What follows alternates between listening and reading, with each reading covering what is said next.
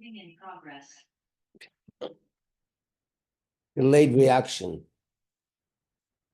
Okay, good evening, everybody. It's Monday night.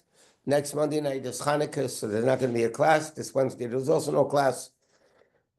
This week is Parshas Mikeitz. Usually, Parshas Mikeitz is the week of Hanukkah, Shabbos Hanukkah. So it's interesting. I'm looking. This is the first class since we had Zoom on Parshas Mikeitz, because we never have classes Hanukkah. And Mikeitz is 99% of the time on Hanukkah. But anyway, at the beginning of the Parsha, the Torah is talking about dreams. Okay, last week was a Parsha with dreams, Yosef's dreams. This week we have a Parash's dreams. What is this concept of a dream? Okay, dream. In the Gemara, it's a very important concept. There's a whole parak in the Gemara Brachas that talks all about dreams. For them, you see this in a dream, that in a dream. So there is an expression in the Gemara, in Brachas, that a person cannot ever dream, and I'll tell you what that means in a second. A person can never dream elephant through the eye of a needle. It's just impossible to dream. Yet it says in all the Sfarim, that's only if because you don't think about such a crazy thing during the day. But if a person during the day thought about, an elephant going through the eye of a needle, they can even dream about it at night. So we know the whole concept of dreams is you see crazy things in your dream that don't make sense. You see things in the dream, like we said, to the extent you can even have an elephant through the eye of a needle. So dreams, that's why dreams need to be interpreted. Both Yosef's dreams need to be interpreted. Paro's dreams for sure need to be interpreted. Daniel's dreams that Nebuchadnezzar had, those also have to be interpreted. Because dreams don't make sense. What's top is bottom, what's bottom is top. So Chassidus explains what is the analogy of dreams in Yiddishkeit. The analogy of dreams in Yiddishkeit is two things: pregnancy and golus. We know that when a baby is within the womb of the mother, the head and the rest of the body is like in a ball. Normally the head is above the rest of the body. Now in pregnancy, in Uber, it's called, not Uber cars, but Uber, a fetus. So the bottom line is the Reishi al Birkov, the head is over the knees, its top is bottom, bottom is top. There's no systematic normalcy in the level of a dream. So therefore, Chassidus explains that a dream represents Golus. In Golus, crazy things happen. The Jews normally are supposed to be on top. What happens in Golus, the Goyim are on top. The Rishoyim are on top. Who dictates the world during Golus? The wicked people are dictating the world. So Chassidus explains the whole din, the whole concept of a dream, whether it's Paro's dream or Yosef's dream or Nebuchadnezzar's dreams. In fact, even in Shir HaMalis we say, Hayinu kecholmim. We were like dreaming. Hayinu kecholmim, we were like dreaming. That represents the time of Golus. Golus, even by Hashem, exile even by Hashem, is called dreams, because even in Hashem's world, the Goyim are on top, the Jews are on the bottom. The wicked evil that dominates. It just doesn't make sense. If it doesn't make sense, then that's the concept of a dream. Then that's why you have a pasuk that says, in fact, the Medrash asks this question. One pasuk says, Ora lama sishan Hashem. It's in Tillim. Ora lama sishan Hashem. Wake up, God, why are you sleeping? God, why are you sleeping?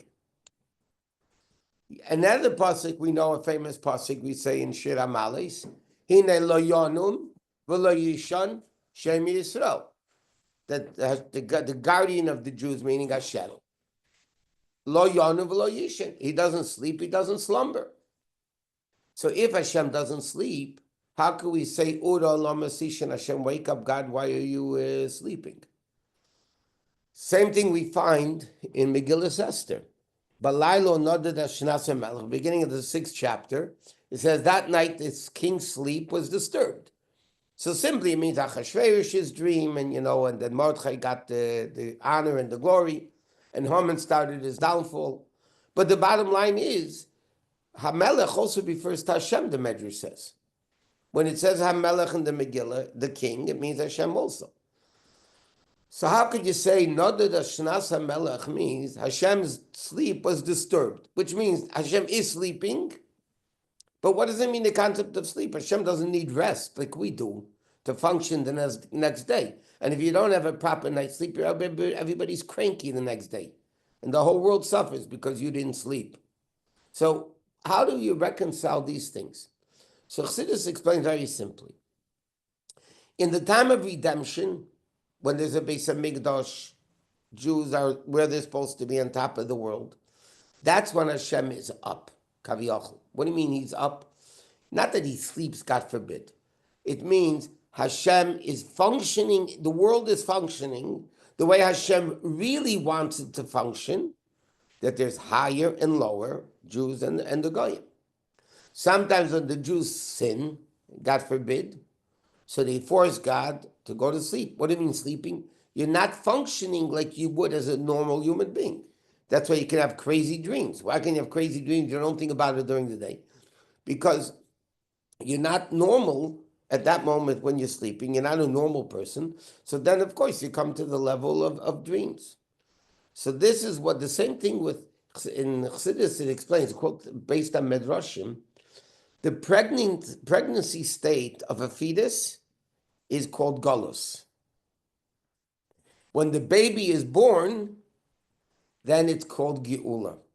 Simply, the baby is in exile. It can't move. It's not functioning. The head and the foot and the knees it's all the same level. When the baby is born, that becomes the geula. That becomes the redemption. Which brings out a very interesting, just a Yiddish custom. A baby's born, you scream Mazel Tov. Yeah, the baby was there 9 months ago. Especially in the 9 month, the only thing that's growing is the hair and the nails. The whole body is there. So what do you say Mazel Tov now? I mean, the baby was there already, just hidden inside. So the answer is because the baby, there's a lot of simpler answers. But in a deeper sense, the baby is in a golus state, and now the baby comes out.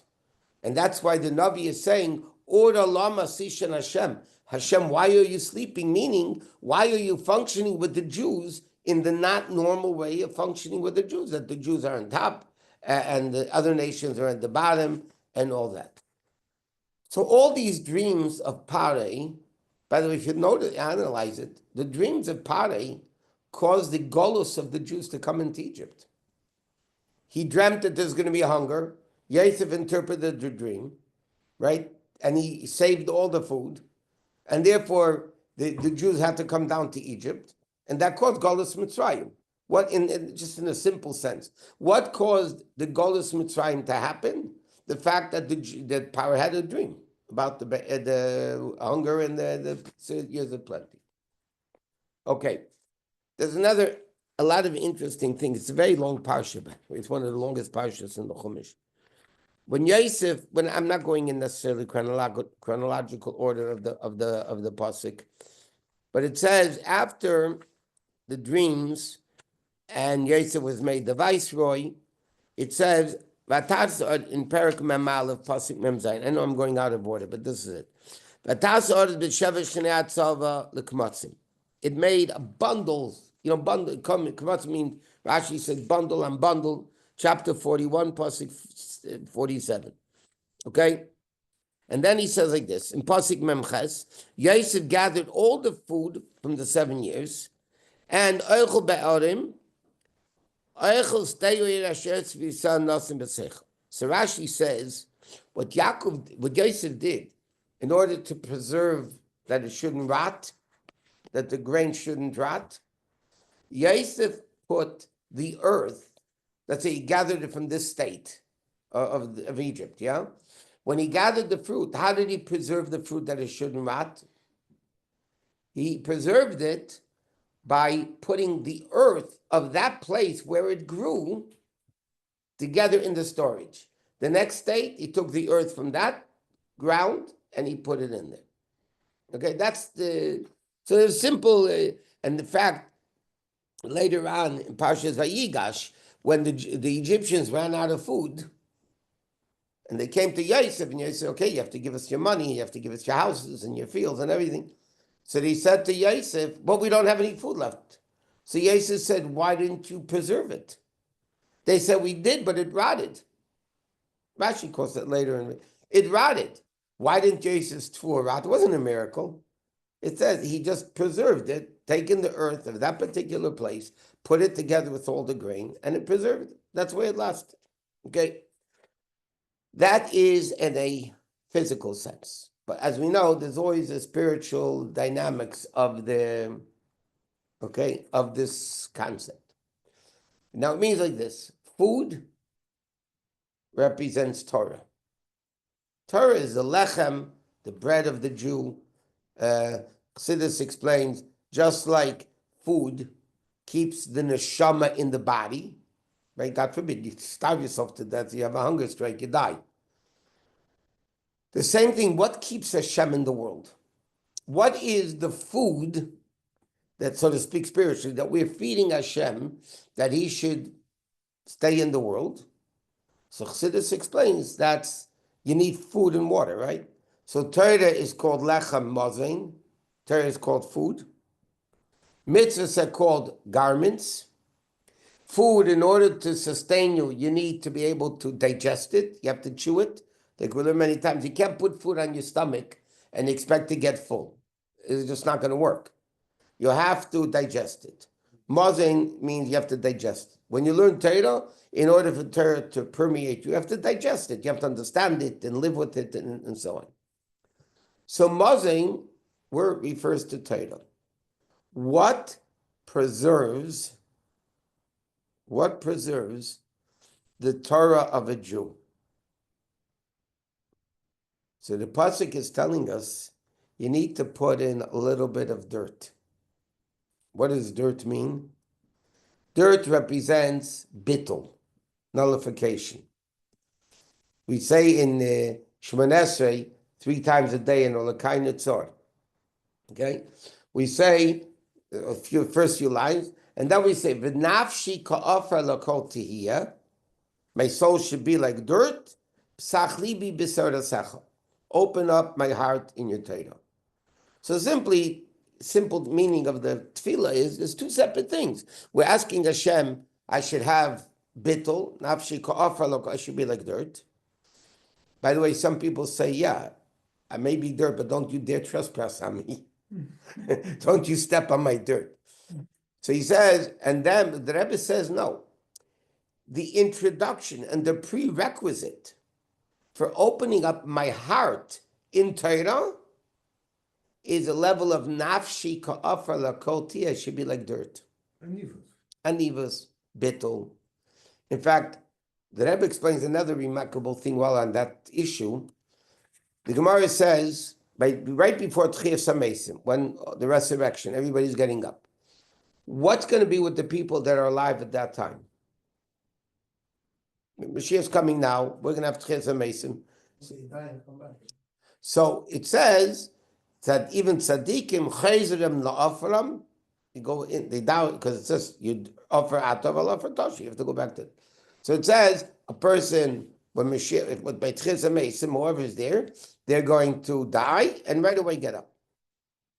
But the Rebbe explained many times, it's possible that through keeping the nafshi ka'afar lakol tihiyah, by having this level of feeling like dirt, humility, not a nothing, but just humility, that's how you already fulfill the concept of dying in the ground before Tchiyas HaMesim.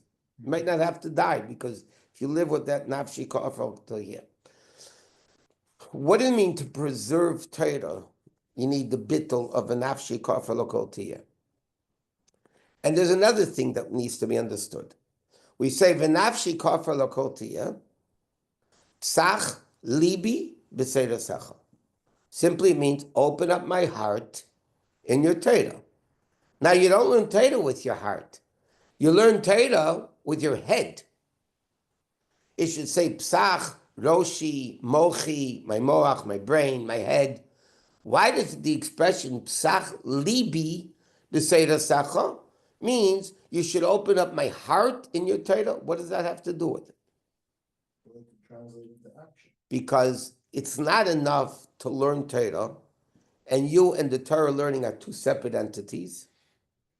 As we said many times, the Gemara, it's a medrash in Koheles, and I'm not in Koheles. There's a medrash that says, if somebody will come and tell you, Chochma yesh bagoyim, that there's wisdom by the goyim, ta'amin, believe him.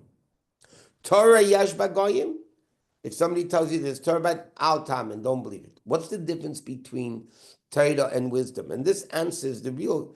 But by the way, we say even before Shema, we say v'hor einenu b'seder v'dabik libeinu b'mitzvah. Where does the heart get into here? So one of the many explanations is I can know medicine. I can give you a whole lecture on health of medicine, and I will live a completely unhealthy life. And it doesn't mean you're not a great doctor. Mm-hmm. In other words, in all wisdoms, what I know and what I behave has nothing to do with each other. I could be Aristotle, like the story is told. Aristotle was the preacher of morals and ethics, and then he was caught doing an immoral act, and he says, now I'm not Aristotle. Because, and by the way, one thing has nothing to do with the next. You could be a brilliant doctor and do everything unhealthy in the book. Mm-hmm. You could be a tremendous moralist and be completely immoral. And it's not a contradiction. Torah, though, is not a wisdom. Torah is, like the Zohar says, Torah comes from the word hodah, guidance. Torah is guidance, how a person needs to live. So therefore, in fact, the Gemara has an expression. If somebody learns what the intent of not keeping, it's very strange. It says, the Gemara says, meaning your embryo should have never turned over, i.e. you should have never been conceived. You should have never been born. If you're learning Torah with the intent of not keeping it, then why are you learning Torah? It's worse. Because Torah means how to guide it. So therefore, in Yiddishkeit, it's not enough that I have my mind in learning. My heart, I have to feel it. There's a difference between knowing and feeling. But in order to have the proper feeling of Yiddishkeit, you need to have what's called psach evenafshi ka'afar lakotiya. You need the humility of dirt, and that's the prerequisite of it. And that's why, what is the story teaching us in the Parsha? What is it? Why do I need to know that Yosef put dirt in? I mean, it happened. What's everything in Torah is a lesson. The lesson is, if you want to save Torah, you want to save Yiddishkeit, you need to have humility, bittul. And that's the concept why the Gemara says that the land was destroyed because they did not say Birchas HaTorah before learning. It doesn't say they didn't learn. We know if you put on tefillin and you don't make a bracha, you still did the mitzvah. Okay, you didn't make a bracha, but you still did the mitzvah. Why by Torah does the Gemara say that the land was destroyed because they didn't make a bracha before learning? Who cares? But if they didn't learn, I understand. But they learned. They just didn't have. So what's the issue? So the Ben Uyayin explains that part of the essence of Torah is the fact that somebody remembers it's God's Torah, and therefore I really can't understand it, and that's the level of humility. So that's what the Torah is teaching us, that even the limud itself, not only before the learning itself has to be done in a way of humility. Okay, then also in this week's Parsha, it says like this, also in Perek Mem Aleph, Pasuk Nun. It says, Yosef Yulad Shnei Banim. Okay, Yosef gave birth to two sons. Mm-hmm. And he says, Shem HaBechor Menashe. The name of the firstborn was Menashe. Why is he Menashe? Why is he called Menashe? Because Nashani Elokim is called Amoli, Hashem should make me forget all my suffering. There's called Beis Avi in my father's house. In other words, by naming the son Menashe, Yosef is saying, I will not forget my father's house. You have it? Perak Mem Aleph, 41, Pasuk Nun Aleph. And then he calls Shem Hasheni Kol Ephraim. The second son he called Ephraim. Why did he call Ephraim? Ki Ephrani Elokim be'eretz oni, Hashem made me fruitful, successful in the land of my affliction. Okay? So Menashe is basically to remind me where I came from, my father's house. And Ephraim is a level of being fruitful and multiplying and being successful in Mitzrayim. Now we know later on, in Parshas Vayechi, in 2 weeks, that Yaakov puts his right hand on Ephraim, because even though, and Yosef said, no, he's not the firstborn, Menashe is the firstborn. So Yaakov says, I know, but the younger one's going to be greater. Ephraim is going to be greater than Menashe. So now the question is, if Ephraim is greater than Menashe, why wasn't he born first? Or why did Yosef name Ephraim the firstborn? He named the first one Menashe, and then he named the second one Ephraim. Menashe basically means I shouldn't figure where I came from. Ephraim means I should be successful in the land of affliction, the land of, in the land of Mitzrayim. So what does that mean? So the explanation is very interesting. Ephraim is greater, which means the purpose of everything, the purpose of coming into the world, is to function in the world and to make the world God's place, dwelling place for Hashem. The purpose of creation is to be successful in the land of Mitzrayim.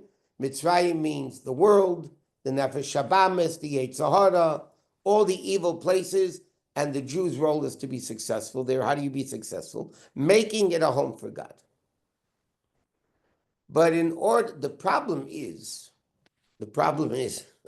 sometimes you come into the world, and instead of affecting the world in a positive way, we become affected in a negative way from the world. We forget where we're coming from, what the purpose is. There's a beautiful story. I mean, I'll make it short. They always tell this to kids. There was a guy that didn't make it in the country he was at. He heard in another country, wherever it is, there's diamonds all over the street. Everybody knows the story, right? He said, oh, I'm going to become rich. He goes to the other country, diamonds all over the place. So he's excited. He's going to be rich. He gathers up a whole bunch of diamonds. And then he wanted to go buy something with the diamonds. So he says to the guy, give me the best stuff I have. So the storekeeper says, here, diamonds are worthless. Here, the commodity is fish. Everybody trades with fish. Okay. So the guy eventually became very successful. What was his success? He had tons of fish. Trailers, warehouses of fish. One time, and he was very successful. One day he decides he's going to go back home to where he came from. So he sends a message to his parents. Everybody should know I'm super wealthy. I want the whole city coming out to meet me when my boat comes in. So he's coming in with boatloads of fish. But you know what happens? They didn't have refrigerators. So to use a nice Yiddish word, it was verstunkene fish, smelly, stinky fish. The boat's coming into port. It smelled so bad, everybody ran away. They couldn't tolerate this. The only ones that were there were his parents. Nebuch. He says, Dad and Mom, I'm a wealthy man. They said, what is all this stupid fish, stinky fish? He said, you kidding? So the parents said to him, and this is the marshal, over there, fish might be something, but over here it's not. In other words, the neshama comes down into the world. You get so carried away by the physical pleasures of the world, you end up becoming verstunken fish, stinky fish. And you have to know where you come from to be able to retain the purpose of why I'm here. Therefore, anytime a Jew does a shlichus of Hashem, he has to remember the sender, because you need to be connected to the sender to get the power of being able to overcome the difficulties. So Yosef now is in Mitzrayim. Okay, Yosef is the leader of Mitzrayim, and he realizes there's only one way I could be Ephraim. There's only one way I could be successful. If I don't forget where I came from. Beis Avi. So Yosef understood Ephraim is greater. Because what's the ultimate? The ultimate is be successful in the world that you're in Mitzrayim. Mitzrayim is a broader term for the world. The body, the nefesh, Yetzer Hara, all that stuff. So Yosef realized the ultimate goal is to be Ephraim. But if I don't have Menashe first, meaning if I'm going to forget where I came from, it's going to be a total disaster. So therefore, this is what this teaches. Menashe, Ephraim is talking the purpose of, and that's why Yaakov blessed with the right hand, because he's greater. But like we're saying, if a nafshi ka'afar l'kol tiyah, you have to have the dirt. You have to have the humility, and then you don't forget where you came from, and then you're going to behave accordingly in that whole thing. Okay. Next is another interesting thing. Okay. Brothers go down to buy food in Egypt, right? Yaakov says, why are you showing off? If you have time, we'll talk about that later. Why are you showing off? They really had food at that time, Rashi says. The Medrash says. They had food, but he's saying, why are you showing off for the people from Yishmael and Esau? Why are you showing off? So the brother went down to Yosef. Okay. Says Yosef in Perek Mem Beis, Yosef is the ruler of the whole Egypt. They come to him, and it says like this. Vayakar Yosef Esechov, Perek Mem Beis Pasuk Ches. The Pasuk says, Vayakar Yosef Esechov, Yosef recognized his brothers, Vahem Lahikiru, and they didn't recognize him. Okay? Why not? Listen to this. So Rashi says, when he left them, he was 17 years old. He didn't have a beard. Now he has a beard. Okay, Medrash says, okay, Yosef recognized all the terrible things they did to him, and he still didn't react accordingly. So, yeah, I mean, if you think about it, it's your brother. Okay, he's away 7 years. He's not even away 22. Altogether, he's away 22 years. I mean, come on, because a kid is a kid, and now he has a beard, you don't recognize him? It doesn't make sense. The brothers were smart people. What do you mean they didn't recognize Yosef? So again, Chassidus gives a very, very interesting interpretation of what this is. And that is, the Avis were super great. But there was an advantage of Yosef even over the Avis, even greater than Yaakov Avinu. Let me explain what's going on here. The brothers, if you notice, what did they do for a living? They were shepherds. The Shvatim were all shepherds. Why did they choose to be a shepherd? Because you're not involved in the world. You go out to the fields, the sheep graze, you could daven, you could learn, you could meditate, you could do whatever you want. The Shvatim, as great as they were, did not have the ability to be able to live in a Mitzrayim and be a religious Jew. They didn't have that ability.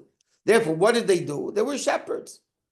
They were separated from world-based. They did business, Rashi says, but primarily they were shepherds. That's what Yosef says to Pari, and later on in Vayechi. I mean, at the end of Vayigash, they were shepherds. For Abraham, was it a You're the only person on the planet that believes in. Yeah, I'm not saying Avram wasn't great, but there was the uniqueness of Yosef that nobody else had.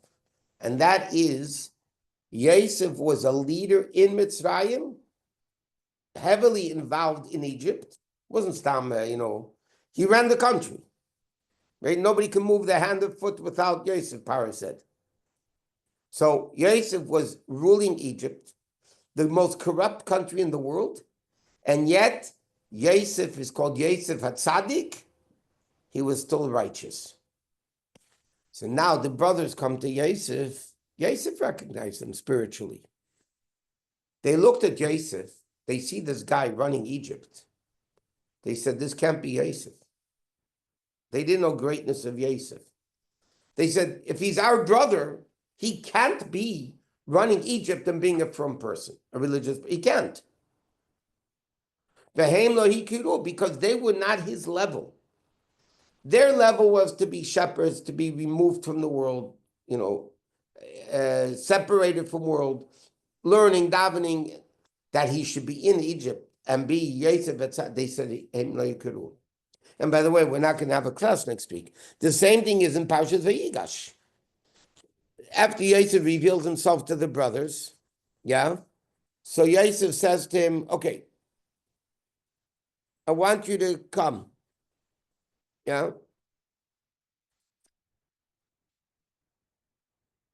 So the brothers came, listen to this, the brothers came in Perek Memei, Pasuk Chavav. It said, Vayigidu lo leimer. They told Yaakov saying, Ey Yosef Chai, Yosef's alive, V'chi hu Moshe b'chol eretz Mitzrayim. And he's ruling Egypt. And it said, Vayafag liba his heart was heavy, Kiloyam in Lahem. He didn't believe them.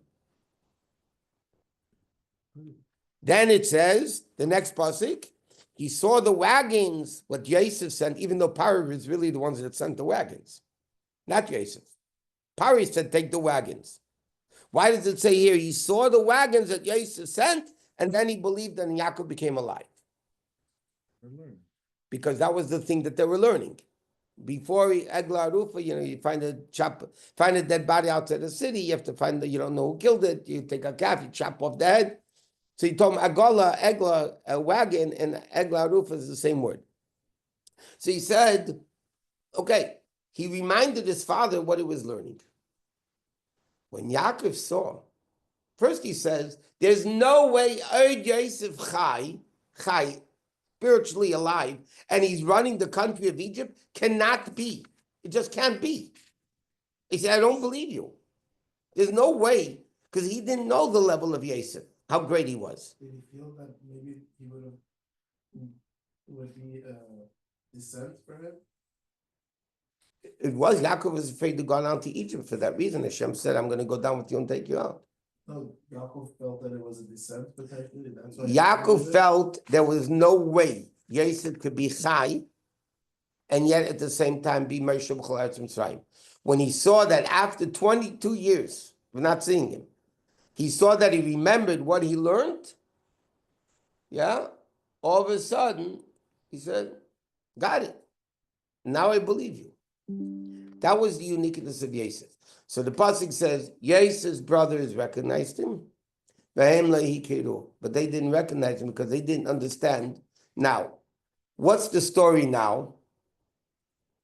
So we know there's a pasuk in Tilim, Noheg Katsein Yosef. We are ran, right, accustomed as the sheep of Yosef. Now that Yosef broke through the barrier, and he was able to accomplish that in Mitzrayim, he was this holy guy, now we could do it too.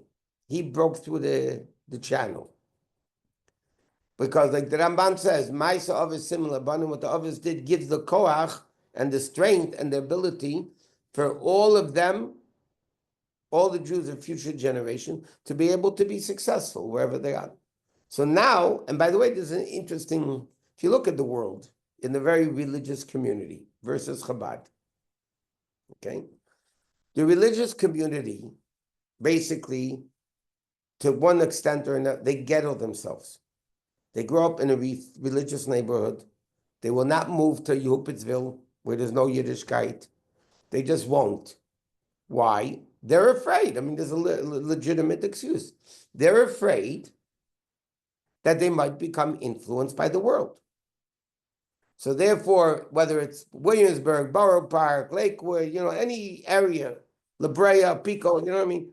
People will go to a place which basically is spiritually safe because then they feel they won't get affected by the world in a negative way.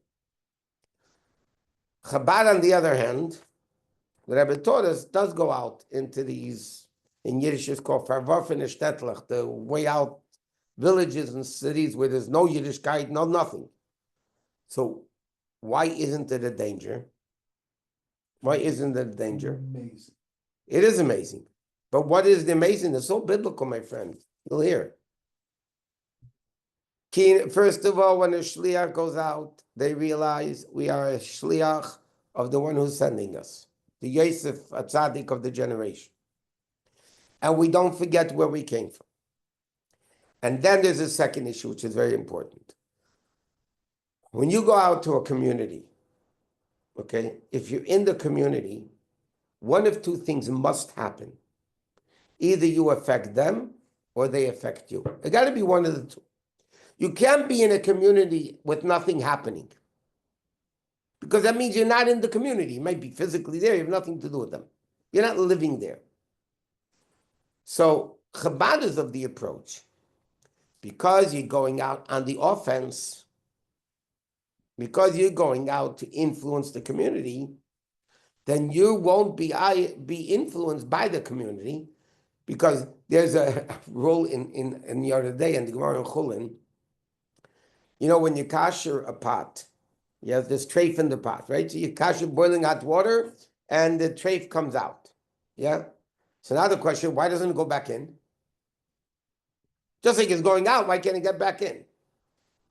So the Gemara has an expression, Aidi de Torah lemiflat leibola. Because it's busy spitting out, if you put in simple English, if a person's talking too much, they can't hear. You're giving out, you can't hear, right? So that's the same thing. If a person is on the offense to change the community, like we said Shabbos the other day, in sports, the best defense is offense. When you're on the offense, it's the best defense. Because not only is not something going to happen, you're going to get what you need. And that we learn from Yosef Tzaddik.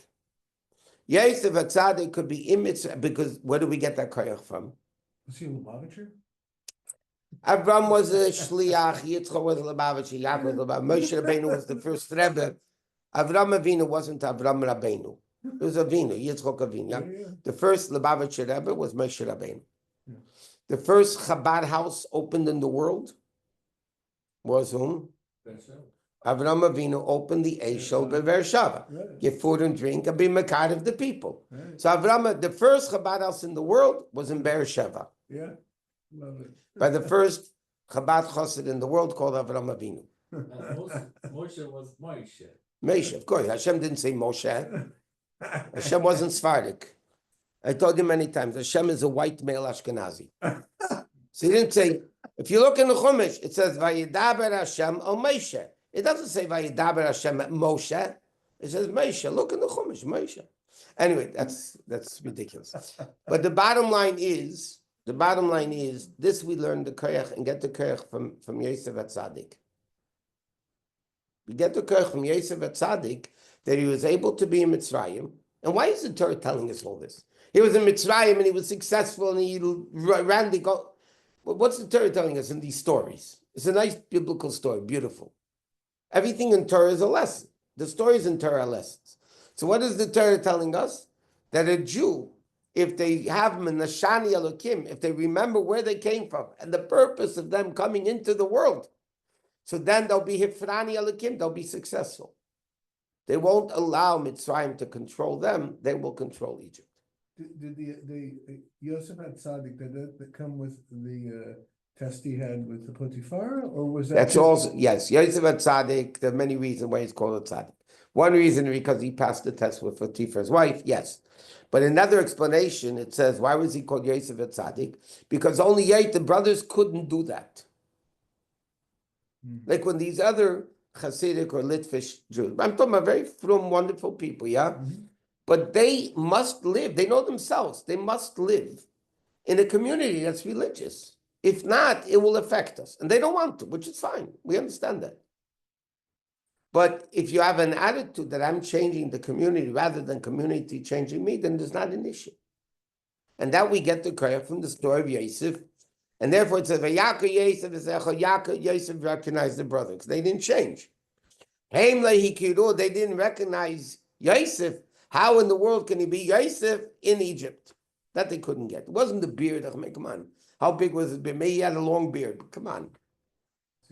His talking was probably the same. They heard him, an interpreter. But they saw his face. They just... Why did Rashi tell us then? It's the beard. If it's not the beard, the what is beard, it? there's pshat, there's simple meaning, and there's deeper meanings. Okay? Beard also represents Kedusha. It's like a zaken. Yeah. So Yosef was the tzaddik because he actually was able to be in Mitzrayim. And that's even why Yaakov didn't believe him initially. Yaakov still didn't believe him initially. Till he showed him that I remember what I learned 22 years ago. So then he realized it's Yosef. Okay, now there's another very interesting question that you don't find too many Mefarshim asking, by the way. But the Rebbe asks the question. Yaakov was suffering for 22 years. Right? Yosef left him for 22 years. The Pasuk says in last week's Parsha, Vayemoyin lisnachim. He refused to be comforted. And Rashi says, on dead people, there was a decree to forget it. But Yosef didn't die. Yosef was alive. So Yaakov Avinu didn't. And he lost his Ruach HaKodesh until he realized Yosef was alive. It says, but next week's Parsha, Vatchi Ruach Yaakov Aviyem, the Medrash says he got the Shechina back again. Because if you're in agony, if you're miserable, you're depressed, you can't get the Shechina. The Shechina only rests on Simcha. So the question is like, okay, I understand when Yosef was thrown into prison, he didn't have the ability to send a notice to his father, hey, I'm alive. Right? Now he became king. After he became king, there was 7 years of plenty and 2 years of hunger. 9 years. Okay? 9 years, Yosef knew because he kept asking the brothers when they came, how's the old man? How's the old man? Right? Yosef knew his father was suffering. Now he became king. Couldn't Yosef send a messenger home? Father, I am alive. I'm good. Send a picture of himself. Whatever. Somebody could draw a picture. Whatever. Why didn't you? And it's such a simple question. And nobody asks it. The Rebbe used to call it a klotz kasha. Yeah. Klotz means a piece of wood. It's such an obvious question and nobody asks the question. Why didn't Yosef send a message to his father, I'm alive? Sons that are said. No, the sons didn't want Yaakov to be angry at them. Yeah, but you see your father is grieving for 20 Okay, years. so the same answer is for them. The same. You're right. You're right. And there's an answer to this question. And the answer to the question answers the brothers also. When the brothers threw into the pit, Yosef into the pit, Reuven was there. Binyamin wasn't there. Okay. And Yosef wasn't there. Yosef was in the pit. Exactly. And Reuven went away. So the brothers were afraid somebody is going to tell Yaakov what happened. This is right after it happened. They're afraid somebody of the brothers are going to snitch. So they made a cherem, a ban with excommunication powers, is very powerful in Torah. But they only had 9 people. Yosef wasn't there, Binyamin was there, Reuven wasn't there. So there are 9 shvatim. Yosef is not going to be part of the ban, that's for sure. So the Gemara, the Medrash says they took Hashem, they needed a minion. They took Hashem as part of the ban. They took Hashem as part of the ban. And the ban was until the members of the ban of the Cherem stop it, the Cherem is in effect. Yosef's no, remember last week we learned also What was the Cherem? that nobody could tell Yaakov that Yosef's alive. Oh, I see. So you just said Yosef wasn't part of it. Right. 1 second. Oh, so the explanation is he wasn't part of the ban, but he was present when they made the ban that whoever tells Yaakov is going to be excommunicated.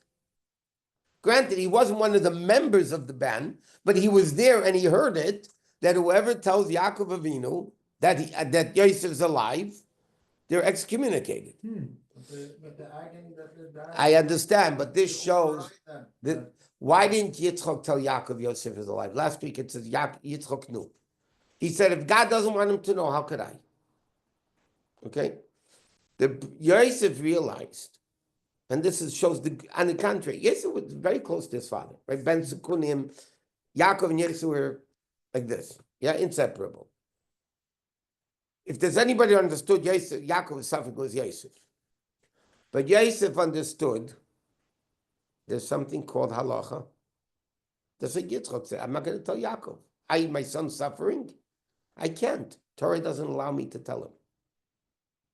So now that when the brothers came and Yosef revealed himself to the brothers, then the ban was off. Then the ban was removed. And that's why the second, in next week's Parsha, it's remarkable when here. But if I have people that are going to submit a cloud and make a pact, what value does that pact have that overrides? 1 minute. He says like this. When he finally revealing himself to the brothers, he says, Ani Yosef, Aid Avichai, okay? And then he says, Maharu Valu, hurry up and get out of here. Go to our father and tell him I'm alive. Because Yosef knew the suffering of his father. But if Hashem, and the proof of it is, Hashem didn't remove the ban yet. The brothers didn't, Yosef and the brothers didn't reveal themselves to each other. So therefore, there was a ban, and the ban stuck. And therefore Yosef was not able, because of his greatness, and knowing what his father is suffering, but if Hashem said no, he said no, he couldn't do it. So the ban was they weren't going to tell Yaakov until Everybody gets together again.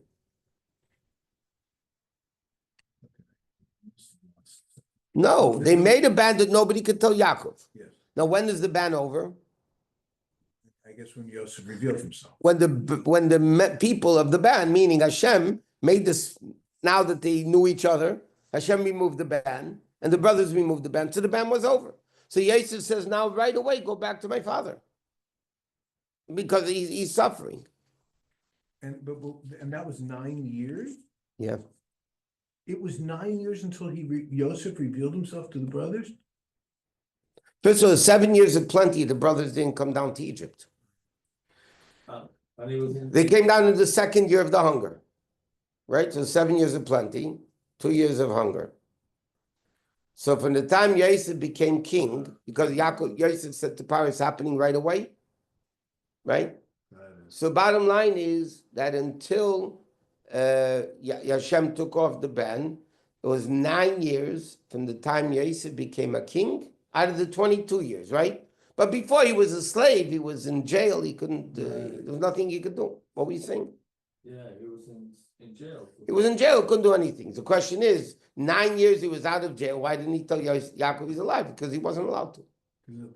He had to follow the He was whole, even though he wasn't part of the ban. But he heard the ban. So he was They like, made the "Please, ban and they said, whoever tells Yaakov that Yosef is alive is banned. Yeah, they were standing by the pit. Yeah. They also say this because Yaakov left his parents' house for 22 years. Okay, that's just, there's many issues here. Yaakov was away from his father's house. That's why Yosef was away from him 22 years. But like I said, we learned many times in Tanya all over the place. If I hit you, there's two separate issues. You were supposed to get hit. There's nothing to do with me. right? I'm punished not because you got hit. Hashem wanted you to get hit. I'm punished because I didn't act. So there's two issues. Yaakov suffered because he was away from his parents. Yaakov suffered. That has nothing to do with Yosef. Why didn't Yosef tell his father, I'm alive? For 9 years, that he had the ability to do it. But a pact that's made by people who are about to commit a crime has that much value. It wasn't a crime. To throw Yosef in. Yosef says at the end of Vayechi, you guys thought bad, Hashem thought it was good. It was good that Yosef was sold down to Egypt. After the fact. It was good that Yosef was...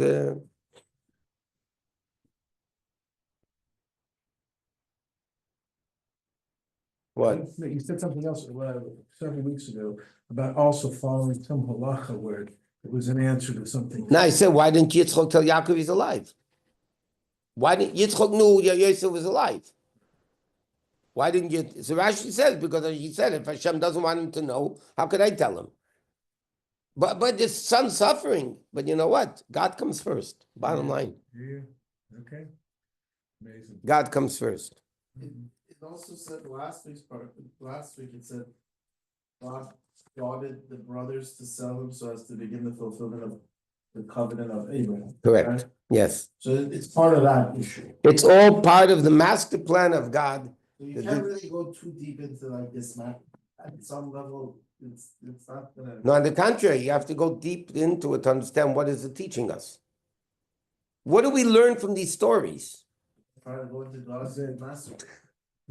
No. The lesson is whatever we do is part of Hashem's master plan from the beginning of creation until now. The story of the Rebbe Rashab, the fifth Rebbe, was once he had to walk for health reasons. So he used to walk with the previous Rebbe. They're walking in the field, and it came time to daven mincha. Now, as a din, you're not allowed to daven in an open field because your mind will go all over the place. So he found a cave, a little cave in the field. Okay, it's in Russia, yeah? So they went into the cave and they davened mincha. After mincha, the father said to his son, the Rebbe Rashab said to the previous Rebbe, you should know that 5,700, whatever years it was then, yeah?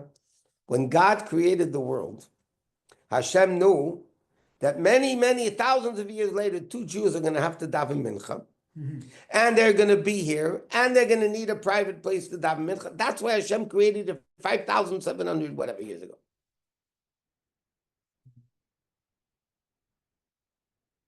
Yeah. That's what it's all about. The Baal Shem Tov said, if a leaf turns over from place to place, there's no such thing as it just happened to happen coincidental. It's not, it's divine providence. And then the Baal Shem Tov said more. It's part of the entire master plan of Hashem from the beginning of creation. You walk in the street, you see a leaf turning over. Baal Shem Tov said that's part of the whole master plan of Hashem's creation. So there's a little bit of shutting off free will during this program. No, we have the free will to mission accomplished or not. We have, Hashem says. No, but there's times when it turns on and off with these, in these, it sounds. Like Yeah, but we have to do what Torah says, and the rest, God dictates. These were not, no, the whole Chumash Bereishis, you know, if you want to write, what the type of movie, reality shows. Yeah? If somebody would want to make $1 billion reality show, take the book of Bereishis and go through all the stories. Cain killing Hevel, the story of Chatei Tzadas, the story of the flood, the story, light and you got an unbelievable reality show. But obviously it's all Torah, it's all holy. And in order to learn the laws of Torah, which begin basically in the second Chumash, in middle of Shmais, after Matan Torah by Mishpatim, with Shmais v'Eira Bei b'Shalach Yisrei Mishpatim. Okay, 6 parshas into Shmais. The whole first book of Chumash and the half of the second are all stories. Why? Because in order to keep Torah properly, we have to internalize it. And everybody knows, how do we internalize intellectual concepts? is through stories. Yep. That's how you teach children. Because that's how we internalize. That's why it's so important to tell stories. Absolutely. Because that's the way you internalize it. Because you see, it's not only theoretical in learning, it's reality. It's real. It happened. Okay, just one last thing over here. There's a story that there was an encounter with Chabad in this week's Parsha Mikeitz. And usually the Rebbe would have a Farbrengen. So that year, the Rebbe said before Shabbos, he's not Farbrengen in Shabbos. He's not having a gathering on Shabbos. Shabbos after davening, the Rebbe says there's going to be a Farbrengen. So all the guys from Borough Park that would normally walk in, the guys from East Flat, all over the place, the guys normally, the Rebbe said clear, it's not Farbrengen, what are we going to come for? The Rebbe had a Farbrengen. And the Rebbe started off the Farbrengen by saying, the question is, I said there's not going to be a Farbrengen, how could I change my mind? How could I change my mind? So the Rebbe said, from this week's Parsha, you see that you could change your mind for good. When Yosef told the brothers, okay,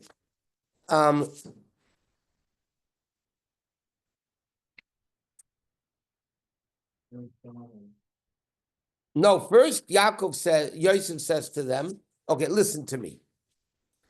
I'm going to keep all of you here. I'm going to send one brother home and let him bring Binyamin. Mm-hmm. So first Yosef says, right, I'm keeping all of you. One of you will go.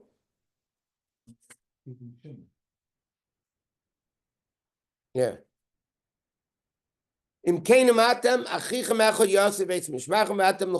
Okay.